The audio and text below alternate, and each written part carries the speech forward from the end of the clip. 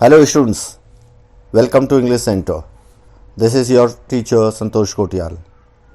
In this series of video lessons, you will find both short and long answer type questions from Flamingo and Vistas. You will find them very important from the point of view of your upcoming board examinations.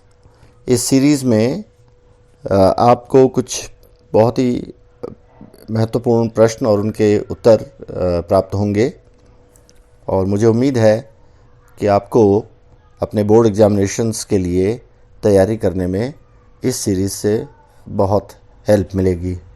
लेकिन इससे पहले कि हम आगे बढ़ें अपने question answer session की तरफ, मेरी रिक्वेस्ट है हमेशा की तरह कि please like and subscribe the channel and press the bell icon. So okay, let's move on to our question answer session.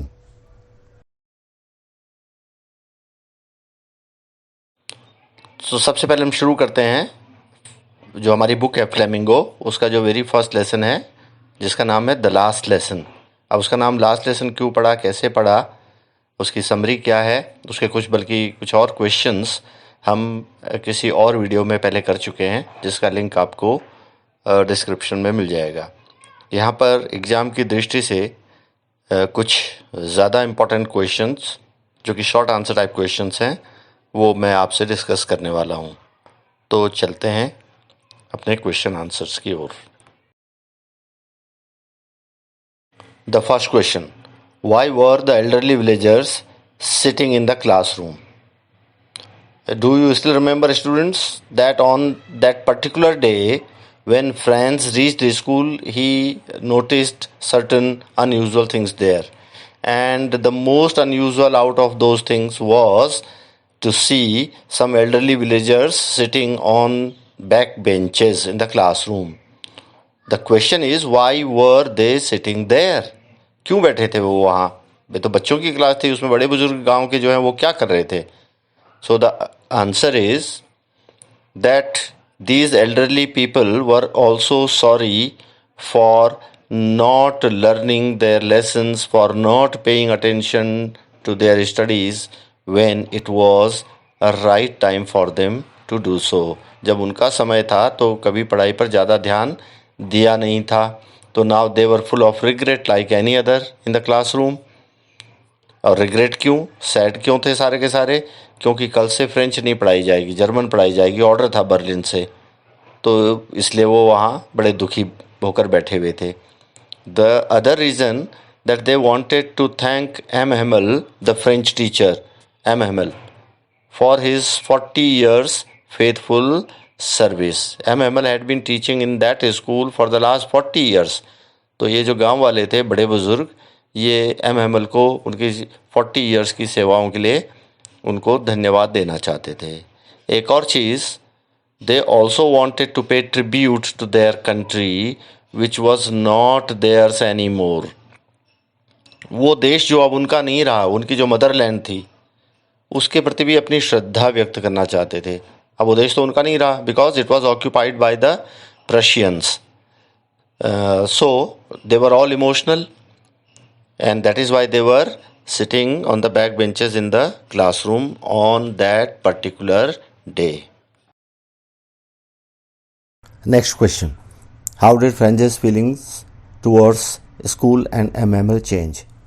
School और अपने टीचर एम एम एल के लिए फ्रेंड्स की फीलिंग्स कैसे बदल गई, क्या चेंज आया उसकी फीलिंग्स में?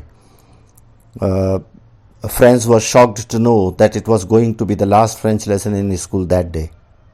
Now he was full of regret for not paying ample attention to his studies in the past. He disliked his books so much in the past, but now the very books seemed to be like old friends whom it was very difficult to leave. And his feelings towards his teacher MML also changed because MML was ordered to leave the country the next day. So this brought about a change in Franz's feelings towards M. Hamel. The strict, cranky, irritating M. Hamel seemed like a perfect gentleman. जैसे ही उसको पता चला कि अब कल से उसको अपनी लैंग्वेज पढ़ने को नहीं मिलेगी, फ्रेंच पढ़ने को नहीं मिलेगी, तो उसकी फीलिंग्स बहुत ज़्यादा बदल गई। उसके लिए एक शॉक था ये, ही वॉज शॉक्ड, और he was full of regret, बहुत दुखी भी था। अब तक उसने बहुत ज़्यादा ध्यान अपनी पढ़ाई पर दिया नहीं था। इसके अलावा जो बुक्स थी उनको वो बहुत ज़्यादा पसंद तो करता नहीं था, लेकिन अब जब पता चल गया कि कल से अपनी लैंग्वेज पढ़ने को नहीं मिलेगी, तो वही बुक्स अब उसको कैसे नज़र आने लगी, ओल्ड फ्रेंड्स की तरह, जिनको छोड़ना बड़ा मुश्किल होता है ओल्ड फ्रेंड्स को, वैसे ही वो बुक्स नज़र आने लगी।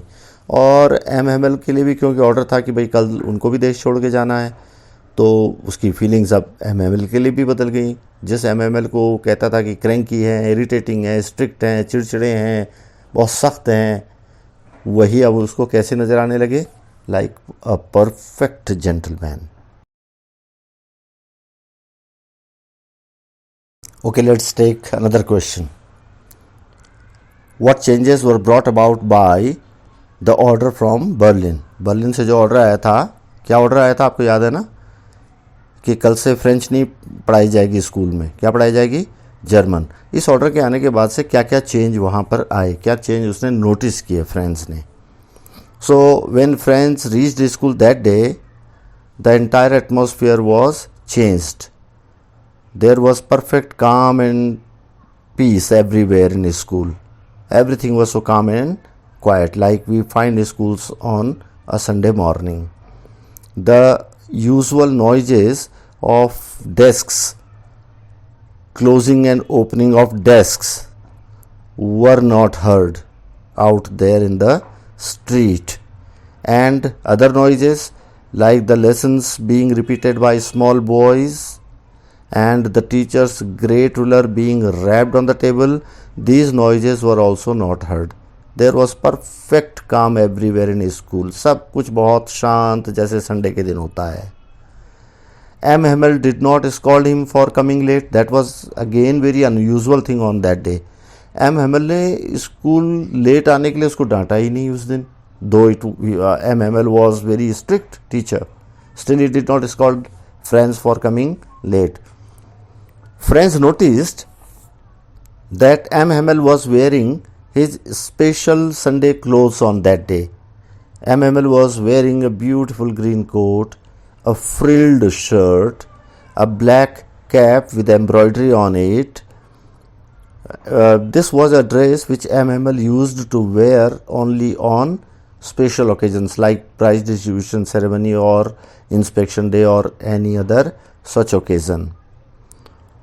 The most unusual thing which Franz noticed was that the back benches, which were usually empty, were occupied by some elderly villagers and all looked sad. एक तो पूरी हर जगह शांति थी स्कूल में उस दिन, वो जो रोज़ाने की जो आवाज़ें थी वो नहीं आ रही थी बाहर। जब वो क्लासरूम में गया तो वो लेट था ऑलरेडी, लेकिन M. Hamel ने उसको डांटा नहीं लेट आने के लिए। जब वो सीट पर जाकर बैठा तो देखा M. Hamel ने अपने स्पेशल क्लोथ्स पहने हुए थे, जो कि वो आमतौर पर किसी विशेष अवसर पर ही पहनते थे। और सबसे बड़ा चेंज जो नज़र आया, वो जो पीछे की सीट्स जो आमतौर पर खाली होती थी, वहाँ पर कुछ गांव के बूढ़े लोग बैठे हुए थे और सब बड़े दुखी दिखाई दे रहे थे। ये सारे के सारे चेंज थे, किस वजह से, वो जो ऑर्डर कहाँ से आया था, बर्लिन से। Let's now take a few questions from our second chapter, Lost Spring. In my last video, I told you about this lesson, that this has stories of two different boys. One is a rag picker and the other one is a bangle maker. This story tells us the miserable condition in which these poor children have to live. So let's take questions now. So let's take the first question from this chapter. Is Sahib happy working at the tea stall? So one morning actually the author sees him with a small milk can in his hand, and he tells the author that he is now working at a tea stall and he is paid 800 rupees and all his meals. But the question is, though he has his life has become stable, but is he happy at all? भाई एक tea stall पर अब वो काम करने लगा है, उसको 800 रुपये मंथली मिलते हैं और उसको भोजन मिलता है, तो लाइफ तो स्टेबल हो गई है, स्थिर हो गई है, स्थायी हो गई है लाइफ, लेकिन खुश है क्या वो? This is the question. Sahib is not happy at all. He has lost freedom. Sahib is no longer his own master now. Why? Because he is a servant now, servant to the tea stall owner. The small milk can which he is carrying in his hand seems heavier than the big plastic rag picking bag which he used to carry on his shoulder. And the reason? The plastic bag was his own, and the milk can belongs to the tea stall owner. Sahib has lost the carefree looks which used to be there in his eyes earlier. He is no longer his own master. Now he is a servant to somebody else. अब अपना मालिक नहीं रहा, वो तो नौकरी कर रहा है टी स्टॉल पर. पहले तो वो अपना मालिक खुद था. बड़ा सा प्लास्टिक बैग उसके कंधे पर होता था जिसमें वो रैग्स उठाता था, कूड़ा कचरा बीनता था, पर फिर भी वो बैग शायद कहीं हल्का था बजाय इस छोटे से मिल्क कैन के. जो मिल्क का जो डिब्बा जो लेकर चल रहा है, इससे शायद वो बैग हल्का था. क्यों? क्योंकि वो बैग उसका अपना था, और ये जो मिल्क कैन है ये टी स्टॉल ओनर का है. तो फ्रीडम नहीं रही अब उसके पास, अब वो नौकर है, वो मालिक नहीं रहा अपना. तो he is not happy. What explanation does the author offer for the rag pickers remaining barefoot? Barefoot means shoeless, बिना जूते चप्पलों के. क्या रीज़न बताती है वो कि क्यों ये जो रैग पिकर बॉयज़ हैं, ये जो बच्चे हैं कचरा बीनने वाले, ये नंगे पाँव क्यों रहते हैं? So every morning the author meets many rag picker boys in the streets. She says that it is not lack of money, but it's a tradition for these people to remain barefoot. But then she admits that this may be an excuse to justify a constant state of poverty. लेखिका का ये कहना है कि ये जो बच्चे नंगे पाँव रहते हैं रैग पिकर्स के, ये पैसों की तंगी की वजह से नहीं रहते, पैसों की कमी की वजह से नंगे पाँव नहीं रहते ये, बल्कि उनकी एक परंपरा है नंगे पाँव रहने की. लेकिन फिर वो तुरंत से इस बात को एक्सेप्ट करती है, एडमिट करती है कि ये जो लोग कहते हैं कि साहब परंपरा की वजह से रहते हैं, ट्रेडिशन की वजह से नंगे पाँव रहते हैं, पैसों की वजह से नहीं, तो उसके पीछे एक रीज़न ये हो सकता है कि शायद लोग इन लोगों की गरीबी को सही ठहराने का प्रयास कर रहे हैं, ये कहकर कि it is tradition not lack of money. Simapuri is a place on the periphery of Delhi, yet miles away from it metaphorically. Explain. Seemapuri Delhi के पेरिफेरी पर, दिल्ली के बॉर्डर पर ही बसा हुआ एक प्लेस है, एक स्थान है, फिर भी लगता है जैसे दिल्ली से मीलों दूर हो. कैसे? क्यों? So most of the people living in Simapuri are rag pickers. They live in structures of mud in miserable conditions. Even basic facilities like sewage, drainage system, running water are not available to these people. Most of the people are rag pickers and have come from Bangladesh, and they don't have any identity, but yes, they have ration cards which help them get their names on the voters list and buy cheap food grains. Simapuri is a slum on the borders of Delhi, yet it is a miserable place and seems to be miles away from it, from Delhi, which is the national capital. So in terms of development, it seems to be miles away from Delhi. Seemapuri में जो लोग रहते हैं, अधिकांश लोग rag pickers हैं. वो बहुत दयनीय हालात में वहाँ रहते हैं, मिजरेबल कंडीशंस में रहते हैं, और जो मिट्टी के बने हुए कच्चे हाउसेस हैं, मड हाउसेस, उनमें वो रहते हैं. मड स्ट्रक्चर्स, हाउसेस भी नहीं कह सकते उनको, उनमें वो रहते हैं. ज़्यादातर लोग रैग पिकर्स हैं वहाँ रहने वाले और बांग्लादेश से आए हुए हैं। उनके पास कोई आइडेंटिटी नहीं है, बट हाँ राशन कार्ड्स हैं उनके पास, और उन राशन कार्ड्स की मदद से एक तो उनके नाम जो है वो वोटर्स लिस्ट में आ जाते हैं और साथ में वो सस्ता अनाज खरीद पाते हैं। तो सीमापुरी दिल्ली के बॉर्डर पर ही बसा हुआ है, लेकिन बहुत ही मिजरेबल प्लेस है, बहुत ही दयनीय कंडीशन है वहाँ की। ऐसा लगता है कि जो नेशनल कैपिटल है, देश की जो कैपिटल है राजधानी, उससे जैसे ये मीलों दूर है। न वहाँ कोई ड्रेनेज सिस्टम है, न सीवेज सिस्टम है, न पीने का पानी है, कुछ भी नहीं है। ऐसी दयनीय हालत में लोग रहते हैं, इसीलिए ऐसा लगता है कि ये स्थान जैसे दिल्ली से मीलों दूर हो। What are the hazards of working in glass bangles industry? Glass bangle industry में काम करने के हैज़र्ड्स क्या हैं, खतरे क्या हैं? So there are several hazards of working in glass bangles industry of Firozabad. The bangle makers have to work in glass furnaces with very high temperatures, which is very unhealthy to their health. They have to work in very low lights while welding pieces of glass to make bangles, and many of these people lose their eyesight before they become adults. बहुत सारे ख़तरे हैं। एक तो उनको जो glass furnaces हैं, भट्टियाँ हैं जहाँ ग्लास को मेल्ट किया जाता है, पिघलाया जाता है, जहाँ पर टेम्परेचर बहुत हाई होता है, वहाँ उनको काम करना पड़ता है, जो कि उनके हेल्थ के लिए बहुत ही हैज़र्डस है, ख़तरनाक है।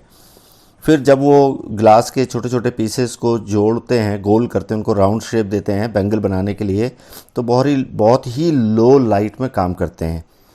और इनमें से बहुत सारे लोग एडल्ट होने से पहले, बड़े होने से पहले अपनी आई साइट खो चुके होते हैं। How is Mukesh's attitude towards his situation different from that of his family? In Firozabad, many generations of bangle makers have spent their lives making bangles. The families of these bangle makers have accepted bangle making as their destiny. Mukesh's family is also one of them. These people do not have time and courage to think of doing anything else other than making bangles. But Mukesh has a very positive attitude. He has a dream. He wants to become a motor mechanic and drive a car. Firozabad के जो bangle makers हैं उनकी कई सारी पीढ़ियाँ, कई सारी generation सिर्फ बैंगल मेकिंग में ही गुजर गई हैं। ये जो फैमिलीज़ हैं, इन्होंने बैंगल मेकिंग को अपना डेस्टिनी मान लिया, अपना भाग्य मान लिया है। मुकेश की फैमिली भी उन्हीं में से एक है। उनके पास ना तो इतना टाइम है और ना हिम्मत कि वो कुछ और करने के बारे में सोच भी सकें, लेकिन मुकेश का एटीट्यूड अलग है। मुकेश का एटीट्यूड बड़ा पॉजिटिव है। उसके आंखों में एक सपना है, वो मोटर मैकेनिक बनना चाहता है और कार ड्राइव करना चाहता है। So he has a very positive outlook. What are the forces that conspire to keep the bangle makers of Firozabad in poverty? Firozabad के गरीब बैंगल मेकर्स को गरीब ही बनाए रखने का षड्यंत्र करने वाली, साजिश करने वाली कौन सी शक्तियाँ हैं? तो there are several forces that conspire to keep these bangle makers in poverty. Some of them are the sahukars, the middlemen, the policemen, the bureaucrats, the keepers of law and the politicians. बहुत सारी ताकतें जो एक साथ हो जाती हैं और षड्यंत्र करती हैं कि ये गरीब जो बैंगल मेकर्स हैं गरीबी बने रहें, ताकि इनका खुद का जो स्वार्थ है वो पूरा होता रहे। तो इनमें से कौन कौन से लोग हैं? जैसे साहूकार हैं जो बहुत ऊंचे रेट्स पर उनको लोन देते हैं। मिडिलमैन है जो उनसे बहुत चीप रेट पर ख़रीद के बाज़ार में ऊंचे रेट्स पर बेचते हैं। पुलिसमैन हैं।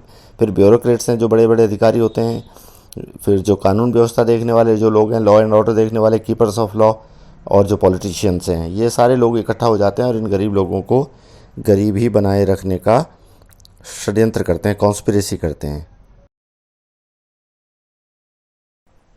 Students, now let us take chapter 3, Deep Water.